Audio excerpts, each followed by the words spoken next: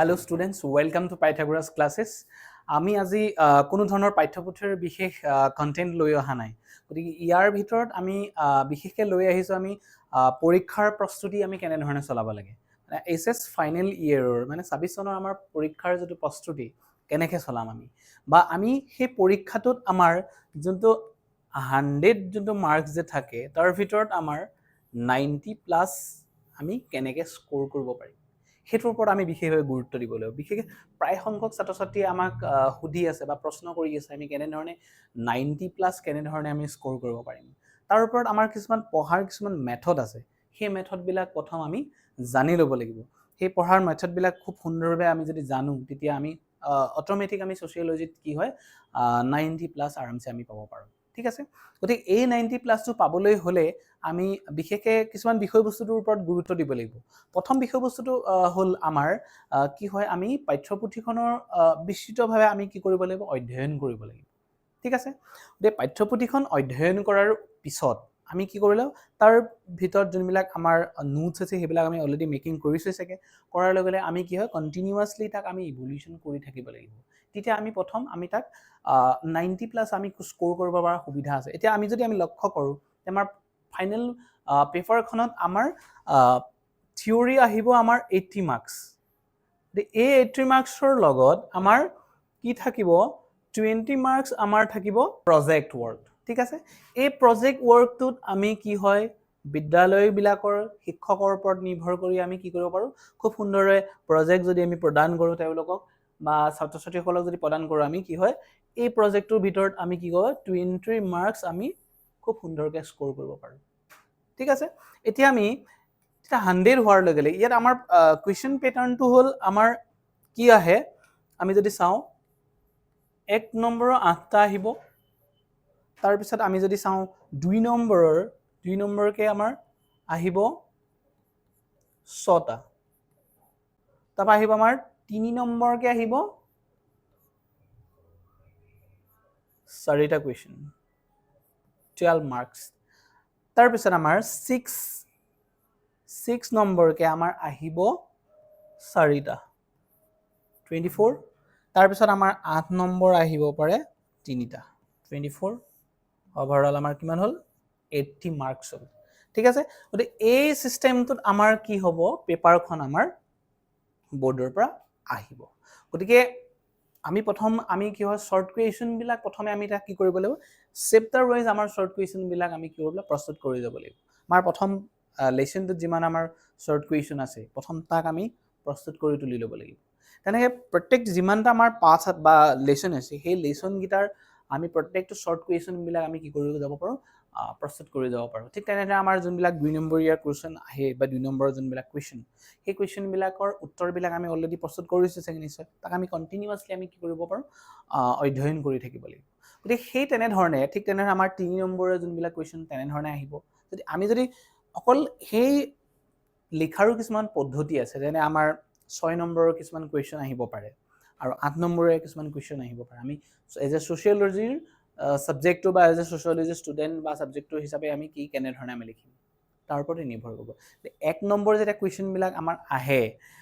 ধৰি ল'লোঁ সমাজতত্ত্ব কাক বোলে বা ডেফিনিশ্যন যদি আহে, ডেফিনিশ্যন বুলি ক'লে কোনো এজন নিৰ্দিষ্ট সমাজতত্ত্ববিদৰ ডেফিনিশ্যন আমি দিব লাগিব, তেতিয়াহে আমাৰ প্ৰকৃত শুদ্ধ হ'ব। কিন্তু কাক বোলে বুলি কোৱাৰ লগে লগে আমি নিজৰ দৃষ্টিভংগীৰে আমি লিখিব পাৰোঁ। তেনেধৰণে আমাৰ কি হয় কুৱেশ্যনবিলাক লিখিব লাগে। ঠিক তেনেদৰে ধৰি ল'লোঁ আমি কোনোবা এটা কুৱেশ্যন আমাৰ আহিলে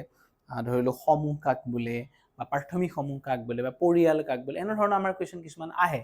তাক খুব বেছি 1 লাইন আমি লিখি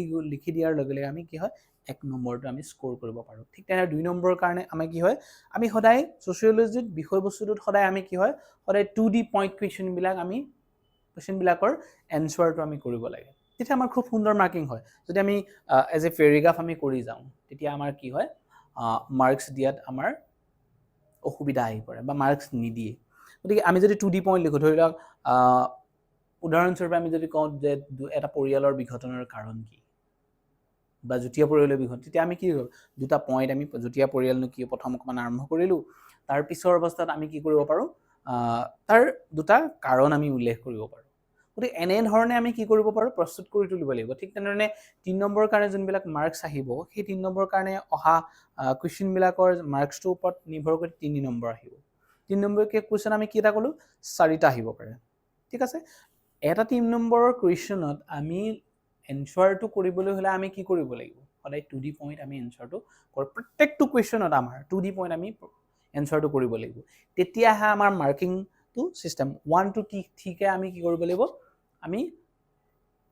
লিখিব লাগিব পৰীক্ষাত গতিকে পৰীক্ষাত আমি ঠিক তেনেদৰে আমাৰ 4 নম্বৰৰ কাৰণে 4টা পইণ্ট 5 নম্বৰৰ কাৰণে 5টা পইণ্ট বা 6 নম্বৰৰ কাৰণে 6টা পইণ্ট 8 নম্বৰৰ কাৰণে সদায় আমি 8টা পইণ্ট আমি লিখিব লাগে আৰু কি হয় আমাৰ লাষ্ট আমাৰ যোনটো ক'লো 8 নম্বৰৰ কাৰণে যোনটো 3টা কুৱেশ্যন যে আহিব এই 3টা কুৱেশ্যনত কি হয়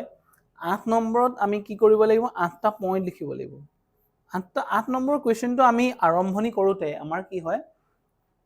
অকমান ইন্ট্ৰোডাকশ্যন আমি দি দিলোঁ তাৰ লগে আমি 8টা পইণ্ট আমি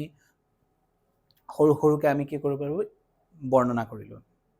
তাৰপিছত আমি লাষ্টত কি কৰিব লাগিব আমি তাক সামৰণিটো মাৰিব লাগিব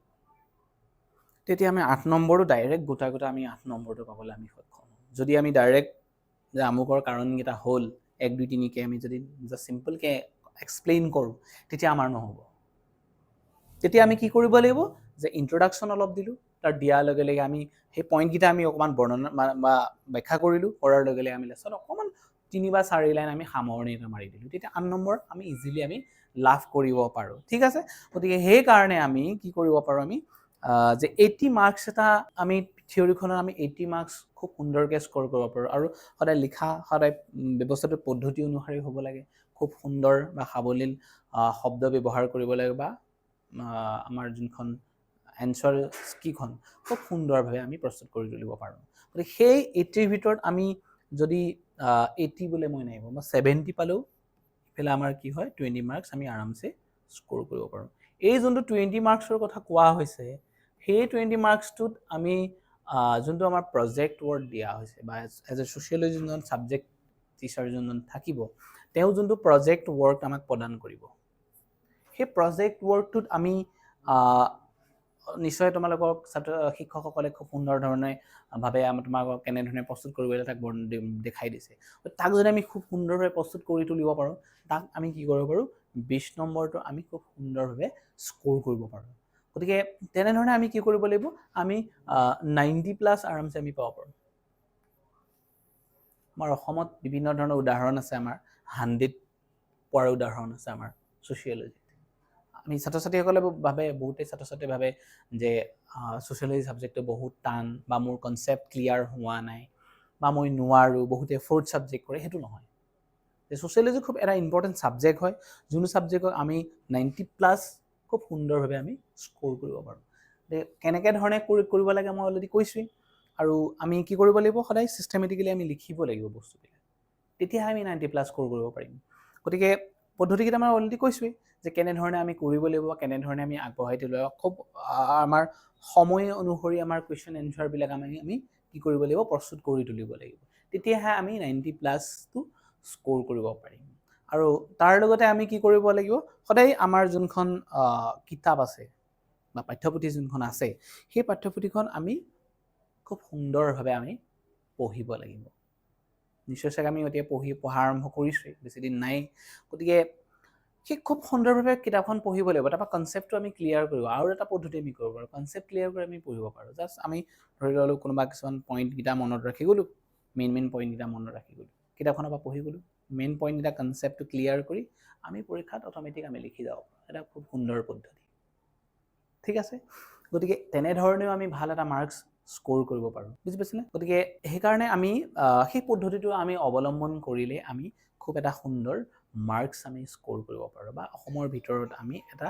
100 মাৰ্কছো স্ক'ৰ কৰিব পৰা বহুতো ধৰণৰ উদাহৰণ আছে তাৰ কাৰণে আমি ফুললি আমি কি কৰিব লাগিব ডেডিকেশ্যন দিব লাগিব তেতিয়াহে আমি কি কৰিব পাৰিম 100 মাৰ্কছ বা 90+ আমি স্ক'ৰ কৰিব যদি আমি প্ৰেক্টিকেল যোনটো আমাৰ 20 মাৰ্কছ আছে তাৰ 20ৰ ভিতৰত 20 যদি আমি লাভ কৰিব পাৰোঁ তেতিয়া আৰামছে আমাৰ 90+ অহাৰ খুব চান্সেছ বেছি আৰু অকল এইটো 20 পালেই নহ'ব বাকী ইফালে আমাৰ 90ৰ ভিতৰত যদি আমি 80 বা 80+ পাব পাৰোঁ তেতিয়া তাক আমি লাভ কৰি স্ক'ৰ কৰিব পাৰোঁ সেইকাৰণে আমি